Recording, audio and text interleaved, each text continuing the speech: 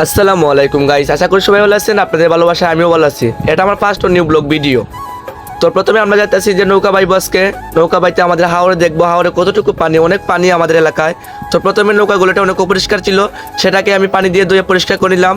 নৌকার দিকে তাকাতেই দেখলাম যে নৌকাতে অনেক পানি জমে আছে, কারণ দীর্ঘদিন যাবত আমাদের এলাকায় অনেক বৃষ্টি দিতেছে, যার কারণে নৌকায় অনেক পানি জমা ছিল।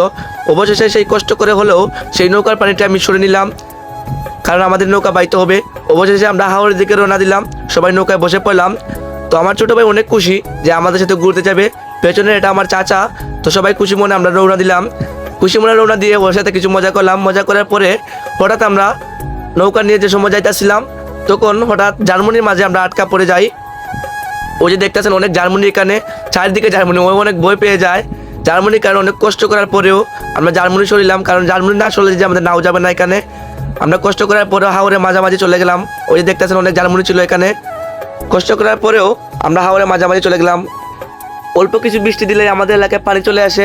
আমাদের এই অঞ্চলটা অনেক নিচু অঞ্চল, যা হাওরে অবস্থিত। হাওরের পাশাপাশি এই অঞ্চলটি অবস্থিত, যার কারণে অনেক পানি এখানে। দেখতে পাচ্ছেন যে ঘর বাড়ি ডুবে যাচ্ছে। তো সবাই আমাদের জন্য দোয়া করবেন।